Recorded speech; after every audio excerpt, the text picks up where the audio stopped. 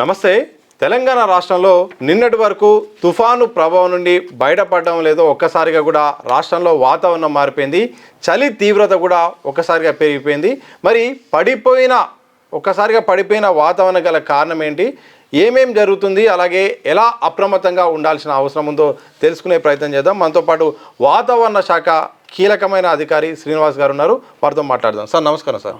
Sir నిన్నటి వరకు మోంతా తుఫాను అని అనుకునే లోపు ఒక్కసారిగా తెలంగాణ రాష్ట్రంలో ఉష్ణోగ్రతలు మొత్తం కూడా పడిపోయాయి. ప్రస్తుతం ఎట్లా ఉంది సార్? మనకి ఈ నైరుతి ఋతుపవనాలు తిరోగమనం అయిపోయినాక మనకి జనరల్గా శీతాకాలం ప్రవేశిస్తుంది.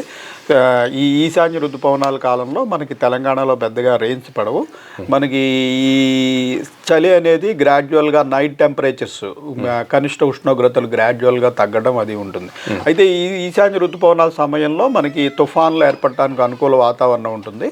సో దానివల్ల ఏమైందంటే మనకి నైరుతి ఋతుపవనాలు 16 అక్టోబర్కి మనకి విరమించిన తర్వాత మనకి ఒక తుఫాను, మెంతా తుఫాను, మరొక అల్పపీడనము, వీటి వల్ల మొత్తం అక్టోబర్ నెల అంతా కూడా మనకి వర్షాలు పడినాయి. అత్యంత భారీ వర్షాలు కూడా పడినాయి. దీనివల్ల మనకి టెంపరేచర్లు పెద్దగా తగ్గలేదు. ఇంచుమించు నవంబర్ 3-4 తారీఖుల వరకు కూడా మనకి క్లౌడీనెస్ అనేది కొనసాగింది. ఈ చలి వాతావరణం ఏర్పడటానికి ముఖ్యంగా రాత్రి సమయంలో క్లౌడీనెస్ ఉండకూడదు. పూర్తిగా ఆకాశం క్లియర్గా ఉన్నప్పుడు ఈ టెంపరేచర్స్ అనేవి బాగా పడిపోతాయి.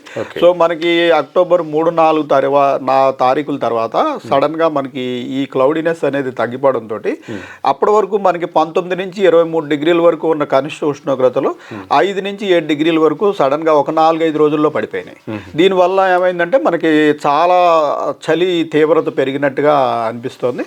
అది కాకుండా మనకి 30 ఏళ్ళ 40 ఏళ్ళ సగటు టెంపరేచర్లు, యావరేజ్ టెంపరేచర్ చూసుకుంటే ప్రతి ప్రదేశంలోనూ కూడా ఇంచుమించుగా 4 నుంచి 5 డిగ్రీల ఫాల్ మనకి రాష్ట్ర వ్యాప్తంగా అన్ని చోట్ల మనం చూస్తున్నాం. సార్ ఉదయం పూట, మధ్యాహ్నం పూట, రాత్రి పూట సో టెంపరేచర్లో ఎలాంటి మార్పులు ఉన్నాయి సార్? అంటే సగటుగా ఉండాల్సిన దానికంటే ఎంతవరకు తగ్గుతున్నాయి? ప్రస్తుతం ఎంత డిగ్రీల వాతావరణం కూడా ఉంది? మనకి నార్త్ తెలంగాణ, ఈ ఆదిలాబాదు, కొమరంభీం, ఈ ఆసిఫాబాద్ ఆ ప్రాంతంలో అది అటవీ ప్రాంతం అయినందున జనరల్గా అక్కడ మనకి లోయెస్ట్ టెంపరేచర్స్ తెలంగాణ మొత్తం మీద చూసుకున్నట్టయితే నార్త్ తెలంగాణలో ఎప్పుడు కూడా లోయెస్ట్ టెంపరేచర్స్ ఉంటాయి. అదే రకంగా మనకి నిన్న ఈరోజు కూడా మనకి ఆదిలాబాద్ జిల్లాలోనే లోయెస్ట్ టెంపరేచర్ నిన్న 11.4 డిగ్రీస్, ఈరోజు 10.7 డిగ్రీస్. రాష్ట్రంలో ఇది లోయెస్ట్ టెంపరేచరు మనకి ఈ 2 రోజులు కూడా అక్కడ రికార్డ్ అయింది. అలాగే మన సెంట్రల్ తెలంగాణలో చూసుకున్నట్టయితే ఇంచుమించు 13 డిగ్రీల నుంచి 15 డిగ్రీల వరకు సెంట్రల్ తెలంగాణ, ఈ జనగాము, కామారెడ్డి, హన్మకొండ, వరంగల్ ఈ ప్రాంతం అంతా ఇంచుమించు 13 నుంచి 15 డిగ్రీల్లో రికార్డ్ అయింది. మన సిటీలో కూడా చూసుకున్నట్టయితే మన బేగంపేట అబ్జర్వేటరీలో నిన్న 14 డిగ్రీల వరకు నిన్న రికార్డ్ అయింది. ఇవన్నీ కూడా మన యావరేజ్ టెంపరేచర్లతో చూసుకున్నట్టయితే ఇంచుమించు 3 నుంచి 5 డిగ్రీల వరకు నిన్న మనకి తక్కువగా రికార్డ్ అయినాయి.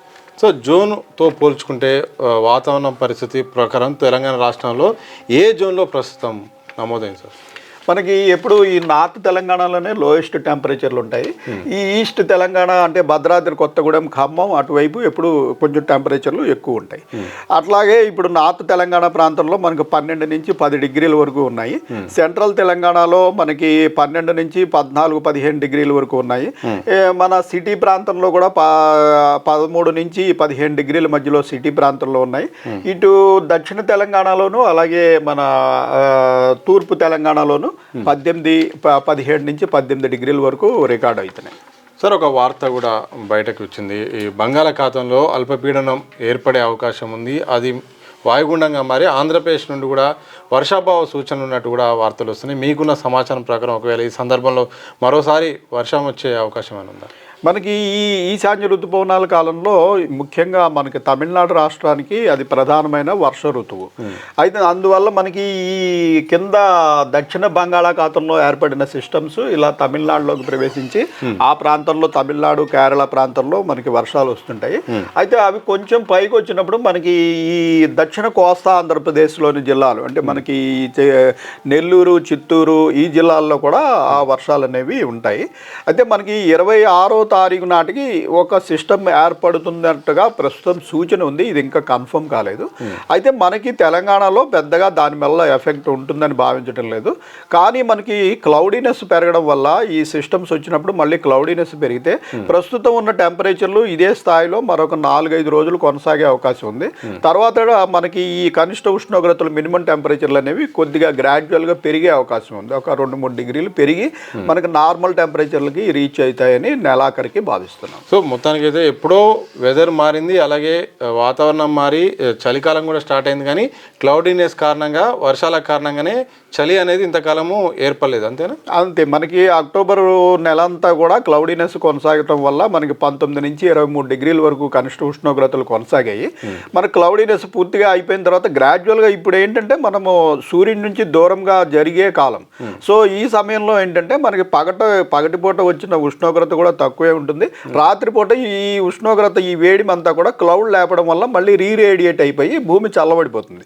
అయితే క్లౌడ్ ఉన్నప్పుడు ఏమవుతుందంటే క్లౌడ్ ఈ రీరేడియేషన్ని ఆపేసి ఇక్కడ ఉన్న హీట్ని ఇక్కడే ఉంచుతుంది.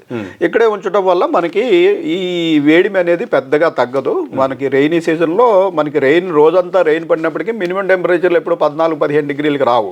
మనకి 19-20 డిగ్రీలు కొనసాగుతాయి. అయితే క్లౌడీనెస్ లేకపోవడం వల్ల మనకి ఈ రేడియేషన్ ద్వారా ఈ పగటిపూట వచ్చిన తక్కువ ఉష్ణోగ్రత కూడా మళ్ళీ రీరేడియేట్ అయిపోతుంది స్కైలోకి. అయిపోవడం వల్ల మనకి టెంపరేచర్స్ ఫాల్ అవుతుంది. అది మనం నవంబర్ ఫస్ట్ వీక్లో 3-4 తారీఖుల తర్వాత సడన్గా ఒక 4-5 రోజుల్లో మనకి ఇంచుమించు 6-7 డిగ్రీల వరకు వివిధ ప్రాంతాల్లో మనకి టెంపరేచర్లు ఫాల్ అయిపోయింది. దీనివల్ల మనకి సడన్గా చలి తీవ్రత పెరిగినట్టు అనిపించింది. అట్లాగే మనకి ఈ నార్మల్ టెంపరేచర్లు కూడా ప్రస్తుతం 3-5 డిగ్రీల వరకు తక్కువే ఉన్నాయి. ఇదే పరిస్థితి మరొక 3-4 రోజులు కంటిన్యూ అయ్యి తర్వాత కొద్దిగా గ్రాడ్యువల్గా 2-3 డిగ్రీలు పెరిగే అవకాశం ఉంది. అంటే వచ్చే వారం 10 రోజుల్లో మీకున్న అప్డేట్ ప్రకారము వాతావరణ పరిస్థితులు, ఉష్ణోగ్రత పరిస్థితులు ఎట్లా ఉండబోతున్నాయి? మనం ఇప్పుడు 13వ తారీఖులో ఉన్నాము. 13వ తారీఖు నుంచి ఒక 5 రోజులు ఇంచుమించు 18వ తారీఖు వరకు ఇదే విధంగా 1 డిగ్రీ అటు ఇటుగా టెంపరేచర్లు, అంటే ఇప్పుడు నార్త్ తెలంగాణలో అరౌండ్ 10 డిగ్రీస్ అట్లా రికార్డ్ అవుతున్నాయి. సెంట్రల్ తెలంగాణలో 12-15 డిగ్రీలు, మన సిటీ ప్రాంతంలో కూడా 13-15 డిగ్రీలు రికార్డ్ అవుతున్నాయి. ఇటు సౌత్ తెలంగాణ, తూర్పు తెలంగాణలో 15-18 డిగ్రీలు. ఇదే పరిస్థితి మనకి ఈ నెల 18-19 తారీఖుల వరకు ఇంచుమించుగా 1 డిగ్రీ అటు ఇటుగా కొనసాగే అవకాశం ఉంటుంది. తర్వాత మనకి ఒక సిస్టమ్ మనకి ఈ కోస్ట్కి దగ్గరగా మూవ్ అయ్యే అవకాశం ఉందన్న దానివల్ల మనకి రెయిన్ఫాల్ పెద్దగా లేకపోయినప్పటికీ క్లౌడీనెస్ వస్తుంది. బాగా క్లౌడీనెస్ రావడం వల్ల నైట్ టెంపరేచర్లు ఫాల్ అనేది కొంచెం తగ్గి మనకి ఒక 2-3 డిగ్రీలు ప్రస్తుతం ఉన్నదానికంటే పెరిగే అవకాశం ఉంటుంది. సార్, మారిన వాతావరణ కారణంగా ఇటు పిల్లలకు కానీ వృద్ధులకు కూడా చాలా ఒక్కసారిగా శ్వాస సమస్యలు కానీ చాలా వస్తున్నట్టు కూడా వార్తలు వస్తున్నాయి. సో ఇలాంటి సందర్భంలో వాతావరణ పరిస్థితులు తగ్గట్టు ఎలాంటి జాగ్రత్తలు తీసుకుంటే ప్రమాదాల నుండి కానీ అలాగే ఆరోగ్యాన్ని కాపాడుకునే అవకాశం ఉంటుంది? మనకి ఈ లోయెస్ట్ టెంపరేచర్స్ అనేటివి తెల్లవారుజామున 3 గంటల నుంచి 6:30 మధ్యలో మనకి ఈ లోయెస్ట్ టెంపరేచర్స్ ఉంటాయి. అలాగే ఈ వాతావరణంలో తేమ శాతం కూడా మనకి మార్నింగ్ 5:30-6 ప్రాంతంలో చాలా ఎక్కువ ఉంటుంది. 80-90% వరకు తేమ శాతం కూడా ఉంటుంది. దీనివల్ల ఈ లోయెస్ట్ టెంపరేచర్లు, తేమ శాతం ఎక్కువ ఉండటం వల్ల ముఖ్యంగా వృద్ధులకి, చిన్నపిల్లలకి కొంచెం ఆరోగ్యంలో తేడాలు వచ్చే అవకాశం ఉంటుంది. కాబట్టి ముఖ్యంగా ఆ సమయంలో బయటకు రాకుండా లోపల ఉండడము, అలాగే లోపల ఉన్నప్పుడు కూడా మంచి ఉన్ని వస్త్రాలను ధరించి కొంచెం బాడీ టెంపరేచరు ఫాల్ అవ్వకుండా మనకి దాన్ని కాపాడుకోవడం అవసరము. అలాగే ఈ సమయంలో ఏంటంటే మనకి మార్నింగ్ సమయంలో ఈ మిస్టీనెస్, అలాగే ఫాగ్, మనకి పొగమంచు అనేది ఏర్పడుతుంటుంది. ఈ పొగమంచు వల్ల ఏమవుతుందంటే మనకి విజిబిలిటీ అంటే ప్రస్తుతం మనకి ఇంకా పొగమంచు స్టేజ్కి రాలేదు, కానీ మనకి మిస్టీ స్టేజ్లో ఉన్నాం. మిస్ట్ సమయంలో ఏమవుతుందంటే మనకి ఈ విజిబిలిటీ అనేది, అంటే మనం ఎంత దూరం నేకెడ్ అయితే ఎంత దూరం చూడగలుగుతాం. మామూలుగా అయితే హైవే మీద వెళ్తున్నప్పుడు మనం ఇంచుమించు 2-3 కిలోమీటర్ల వరకు కూడా మనకి క్లియర్గా కనపడుతూ ఉంటుంది. అయితే ఇటువంటి మిస్టీనెస్ వల్ల ఈ విజిబిలిటీ అనేది 200 మీటర్లకి 300 మీటర్లకి పడిపోయే అవకాశం ఉంటుంది. అదే ఫాగ్ వచ్చినట్టయితే 50 మీటర్ల దూరంలో కూడా మనకేమీ కనపడవు.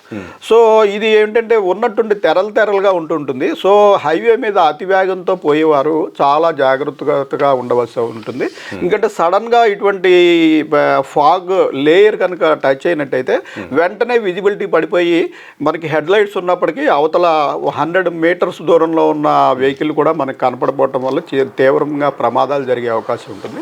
సో ముఖ్యంగా తెల్లవారుజామున ప్రయాణం చేసేవారు కొంచెం వేగం తగ్గించుకుని జాగ్రత్తతో ప్రయాణం చేయవలసి ఉంటుందని తెలియజేస్తారు. సార్, చివరిగా మారిన వాతావరణ అప్డేట్స్ని ప్రభుత్వ దృష్టికైనా తీసుకెళ్లారు. ఎందుకంటే డిజాస్టర్ కింద కానీ వాళ్ళు కూడా అప్రమత్తం కావాల్సిన అవసరం ఉంటుంది కాబట్టి ఈ అప్డేట్స్ కూడా వాళ్ళకు అందజేశారు. ప్రస్తుతం మన డైలీ వెదర్ అప్డేట్స్ నార్మల్గా రోజుకు 3 సార్లు అందరు అధికారులకి వెళ్తుంటాయి. అయితే ప్రస్తుతం మనం అలర్ట్స్ ఏమీ పెట్టలేదు. అలర్ట్ ఎప్పుడంటే మనకి కోల్డ్ వేవ్ వార్నింగ్ ఎప్పుడు ఇస్తాము అంటే మనకి 10 డిగ్రీల బిలో ఏదైనా ప్రాంతంలో పడిపోయి, అలాగే మనకి నార్మల్ టెంపరేచర్ అక్కడ ఉండవలసిన నార్మల్ టెంపరేచర్ కంట 5 డిగ్రీస్ బిలో వెళ్ళిపోతున్నప్పుడు ఆ డిస్ట్రిక్ట్స్కి మనం కోల్డ్ వేవ్ వార్నింగ్ ఇస్తాం అన్నమాట. అలాగే 7 డిగ్రీస్ కంట నార్మల్కి కిందకి వెళ్ళిపోతే సివియర్ కోల్డ్ వేవ్ వార్నింగ్ ఇస్తాము. ప్రస్తుతం రాగల 4-5 రోజుల్లో అటువంటి పరిస్థితి ఏమి లేదు. సో జనరల్గా లోవర్ టెంపరేచర్స్ ఉన్నాయి. అలాగే ఈ నార్మల్ కంట 3 నుంచి 4 డిగ్రీలు తక్కువ ఉండే అవకాశం ఉందన్న సంగతి మనం జిల్లా కలెక్టర్లకి, అలాగే స్టేట్ డిజాస్టర్ రిలీఫ్ వీళ్ళందరికీ కూడా రెగ్యులర్గా మనం రోజుకి 3 సార్లు బులెటిన్స్ ద్వారా తెలియజేస్తాం. లాస్ట్ కనిష్టంగా ఎంతవరకు ఉష్ణోగ్రతలు పడిపోయే అవకాశం ఉంటుంది సార్ మీకున్న అంచనా ప్రకారం? మనకి ప్రస్తుతం ఈ ఆదిలాబాద్ కుమరం భీం ప్రాంతంలో మరొక 2-3 డిగ్రీలు పడే అవకాశం ఉంటుంది. ప్రస్తుతం అక్కడ అరౌండ్ 10 నుంచి 11 డిగ్రీలు కొనసాగుతుంది. సో 7 నుంచి 8 డిగ్రీల వరకు ఆదిలాబాద్ కుమరం భీం అలా మంచిర్యాల ఆ ప్రాంతం కోల్డ్ వేవ్ అలర్ట్ వెళ్ళిపోతుంది. కోల్డ్ వేవ్ అలర్ట్కి నార్మల్ కంటా కూడా మరొక 4 డిగ్రీస్ తగ్గాలి. ప్రస్తుతం నార్మల్ టెంపరేచర్ మనకి ఆదిలాబాద్ ప్రాంతంలో నార్మల్ 15 డిగ్రీలు. సో అది 10 డిగ్రీలు కిందకి వెళ్ళిపోయినప్పుడు మనకి కోల్డ్ వేవ్కి అవకాశం ఉంటుంది. అయితే వచ్చే 3-4 రోజుల్లో పెద్దగా అటువంటి అవకాశం కనపట్టలేదు. అలాగే సెంట్రల్ తెలంగాణలో చూసినట్టయితే మనకి ఈ కోల్డ్ వేవ్ రావాలంటే ఇంకా 5-6 డిగ్రీలు తగ్గాల్సిన అవసరం ఉంటుంది. సో వచ్చే 4-5 రోజుల్లో పెద్దగా కోల్డ్ వేవ్కి అవకాశం లేదు.